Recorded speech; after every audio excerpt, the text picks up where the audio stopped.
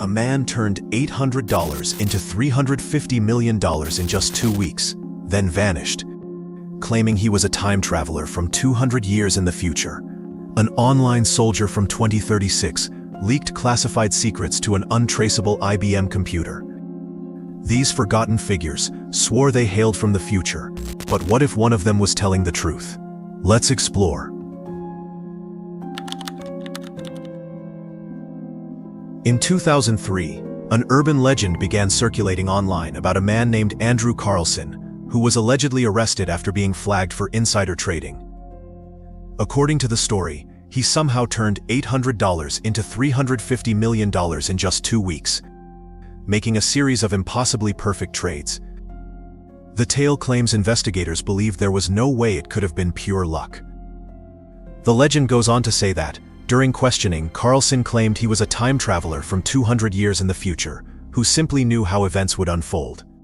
Some versions of the story allege he was held at Rikers Island, later released on bail by a mysterious benefactor, and then vanished before his court date. The story concludes by claiming records showed that Andrew Carlssin never officially existed, a key reason the tale is now widely regarded as a hoax rather than a real case. In the late 1990s and early 2000s, a figure calling himself Time Travel Zero, later John Titor, appeared online claiming to be a US soldier from the year 2036, on a time travel mission. He described a car-mounted time machine powered by dual micro-singularities, and said he traveled to 1975 to retrieve an IBM 5100 computer, citing obscure functions that sparked speculation about insider knowledge. Titor also claimed to stop in the year 2000 to visit family, and warn of events such as mad cow disease, a US civil war, and a global nuclear conflict, none of which occurred. Despite the failed predictions, his detailed posts captivated early internet forums at a time when such elaborate online hoaxes were still rare. Do you think John Titor was a genuine time traveler, or one of the most elaborate internet hoaxes ever created? Comment and chat with me. In 2018, a man named William Taylor claimed he had traveled to the year 8973 as part of what he described as a secret British intelligence project, even stating that he passed a lie detector test, which does not confirm the claim. He described a future in which humans no longer exist, having been replaced by human-robot hybrids, living in a peaceful, advanced society without crime, disease, or death. Taylor also alleged that time travel has been used by governments since 1981, and was inspired by technology he claimed was reverse-engineered from alien spacecraft. A story widely regarded as speculative and more aligned with science fiction than verified fact.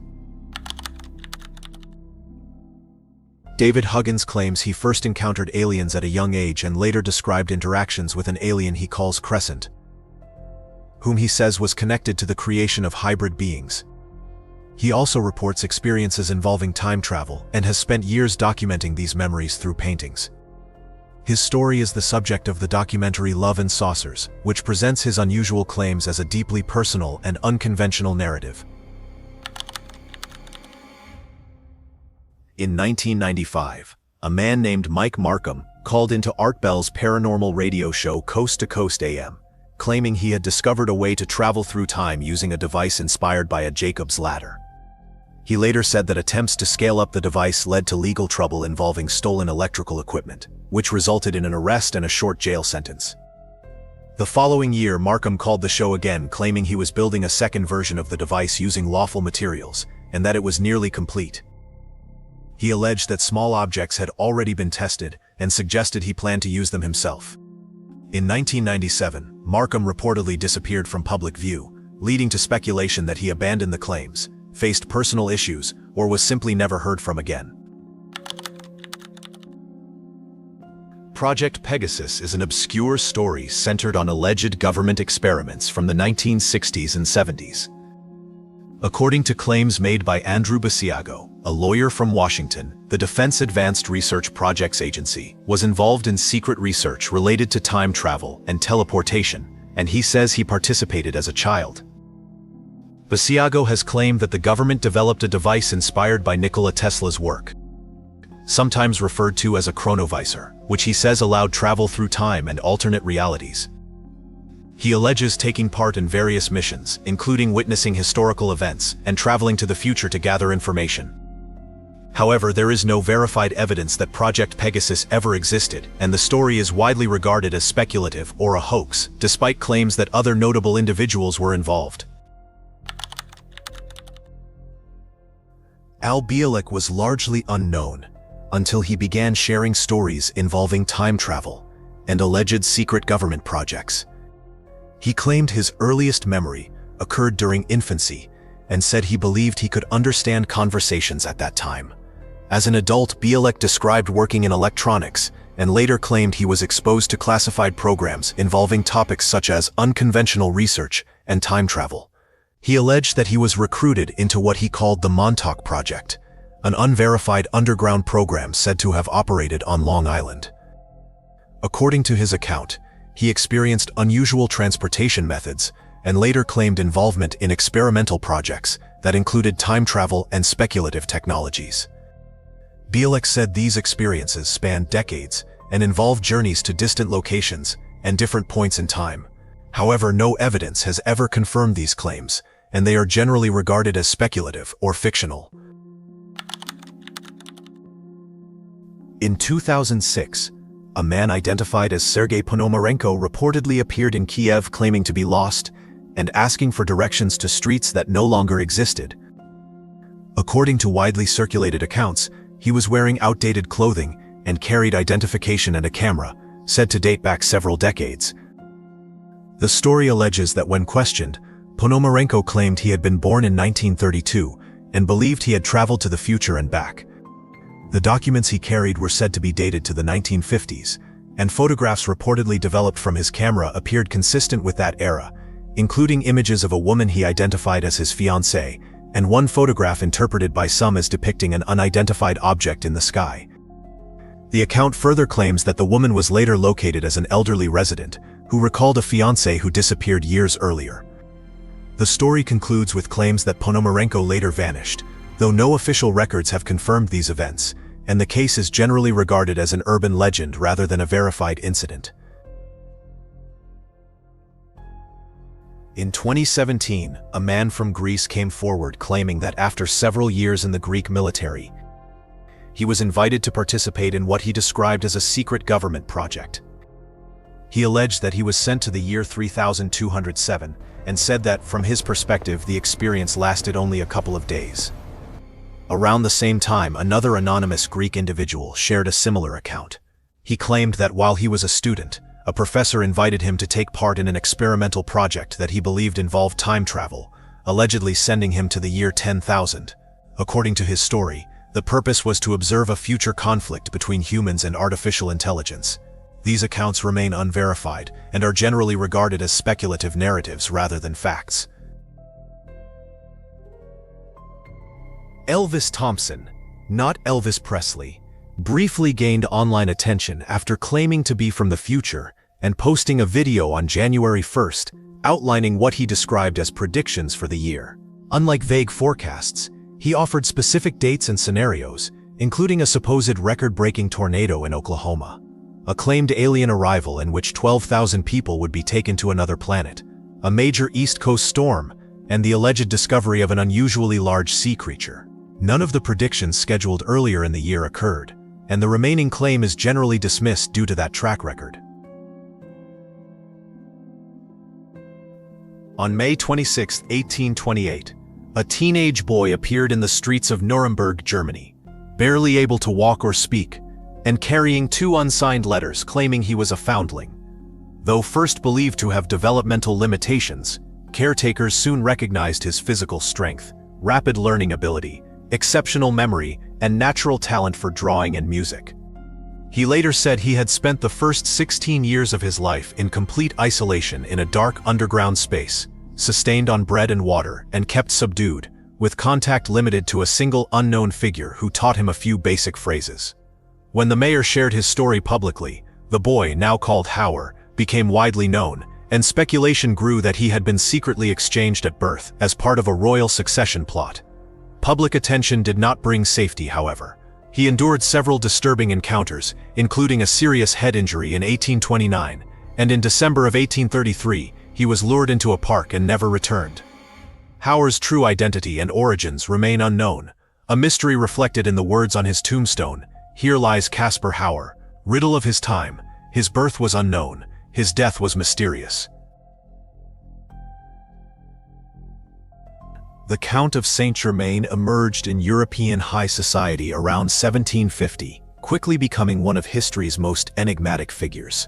Appearing at royal courts under various names, he was described as immensely wealthy, highly educated, and accomplished as a composer, philosopher, and writer, impressing nearly everyone he met. His reputation grew from claims that he had discovered the secret to eternal life, asserting that he was hundreds of years old, and recounting historical events with such vivid detail that many believed he had witnessed them himself. Fluent in multiple languages, he spoke of distant centuries as if they were recent memories. He was also rumored to possess extensive knowledge of alchemy, including stories of transforming lead into gold, and was rarely seen eating in public, which further fueled speculation that he defied ordinary human limits. Although he was officially declared dead in 1784, reports of sightings persisted for centuries. In 1972, a man named Richard Chanfrey appeared on French television, claiming to be the Count and presenting an alleged alchemical demonstration, keeping the mystery alive.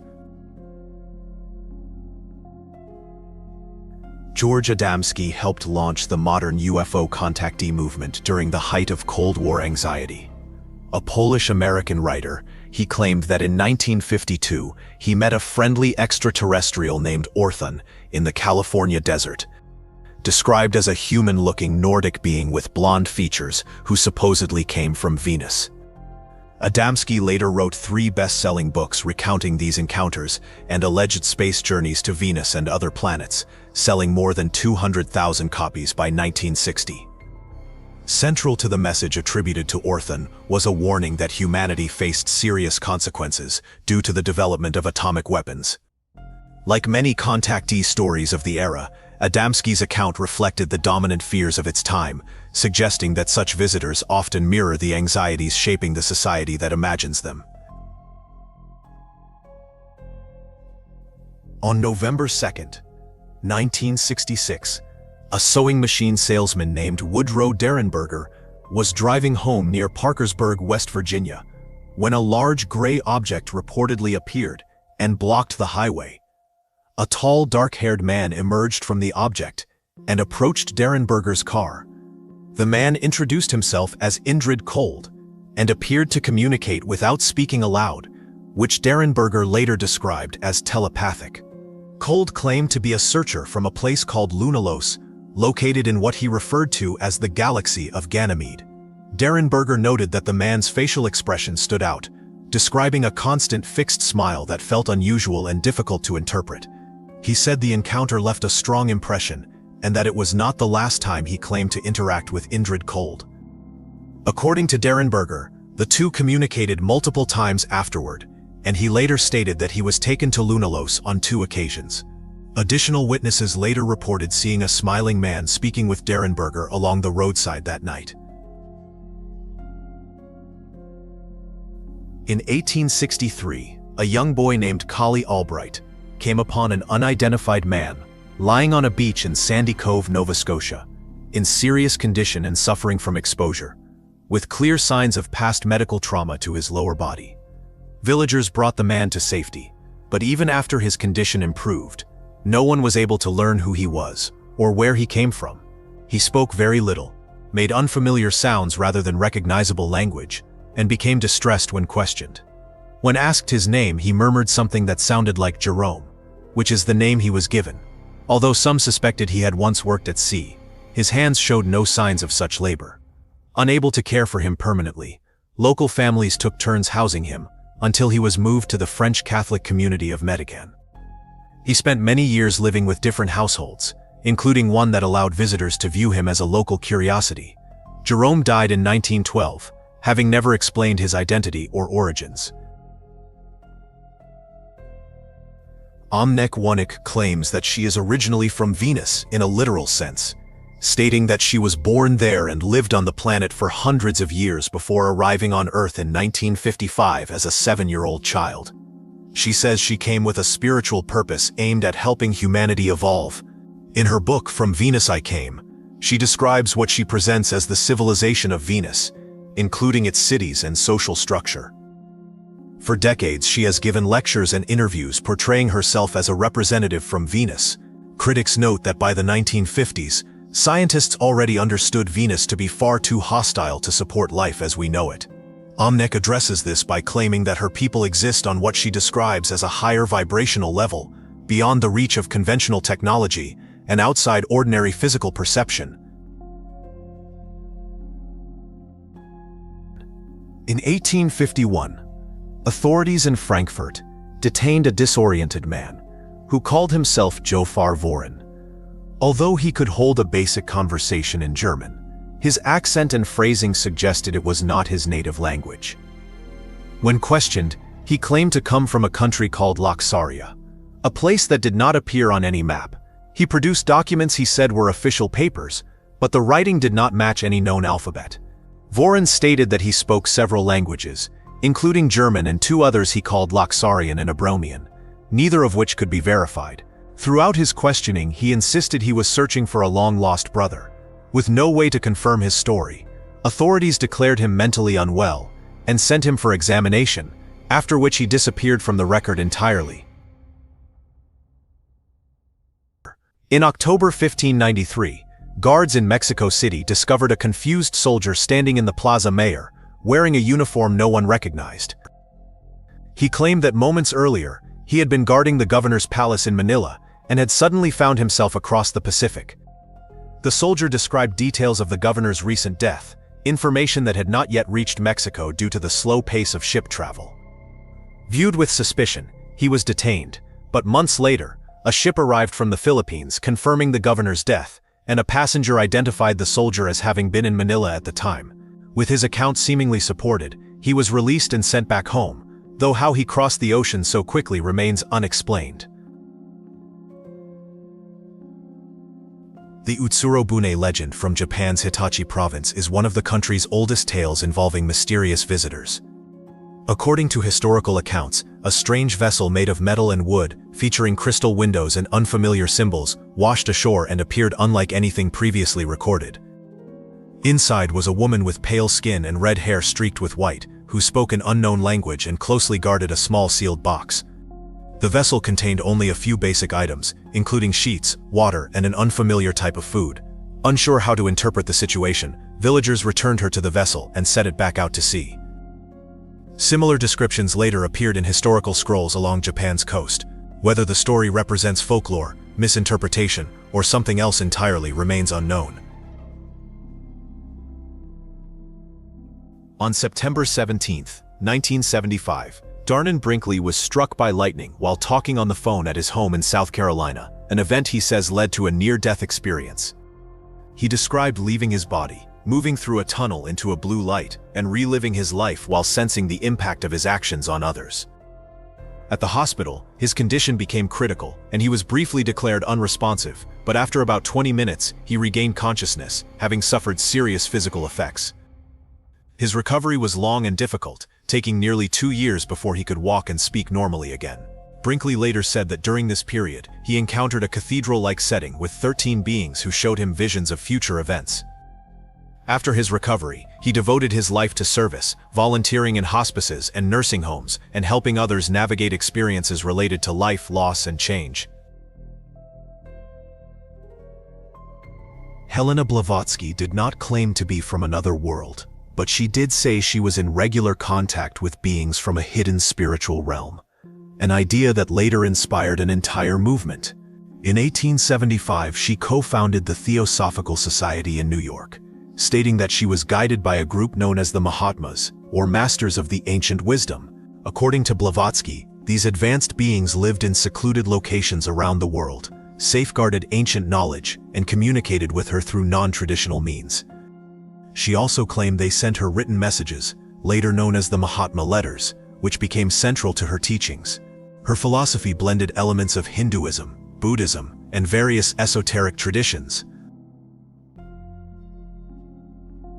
In 1954, a well-dressed man arrived at Tokyo's Haneda airport, claiming to be from a country called Taured. His passport appeared authentic and contained multiple entry stamps, yet Taured could not be found on any known map. He insisted the country was real, pointed to it on his documents, and said he traveled to Japan regularly for work. He spoke several languages and appeared to be an experienced traveler, making the situation difficult for officials to immediately resolve.